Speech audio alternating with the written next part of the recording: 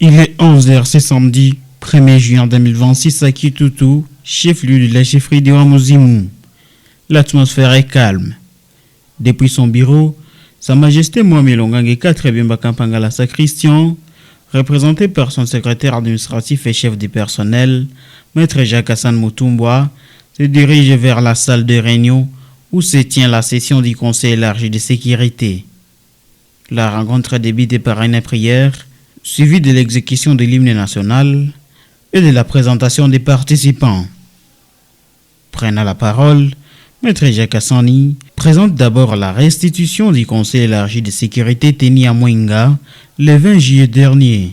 Administrateur alisema kuko mtu ili entreprise miniere ilikuja kusema wako wanapenda kurehabilite barabara kwa kuanzia Ngenga mpaka Lugushwa. Autour de la table se trouvent les responsables des services de sécurité ainsi que les chefs de groupement. Chacun est invité à dresser l'état des lieux de la situation sécuritaire dans son entité afin d'identifier les défis et de proposer des pistes de solutions.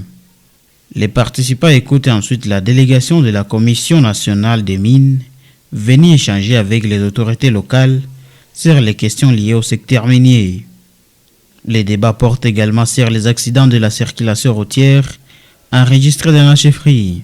Selon les statistiques présentées, 37 cas d'accidents ayant causé des blessés et 3 décès ont été recensés depuis le début de l'année 2026. Les autorités attribuent cette situation principalement au manque de formation des conducteurs et au non-respect du code de la route. À cet effet, la vitesse excessive est strictement interdite et la chefferie annonce la distribution au cours de cette semaine de 50 casques et gilets aux conducteurs des motos, une initiative saluée par les participants. Dans les divers, plusieurs autres sujets d'intérêt communautaire sont abordés.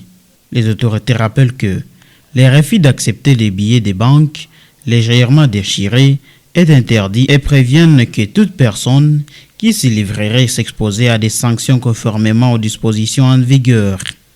La réunion évoque également la nécessité de rouvrir certaines servitudes à Kitutu, de renforcer la lutte contre les actes de vol et d'accompagner la campagne de vaccination contre la rougeole, la poliomyélite et la rubéole. Cette campagne ciblera les enfants âgés de 0 à 14 ans. Enfin, les autorités lancent un appel à toute la population pour continuer à participer activement aux travaux communautaires de type Salongo dans le but de promouvoir la salubrité et le développement de la chefferie de Wamouzimu.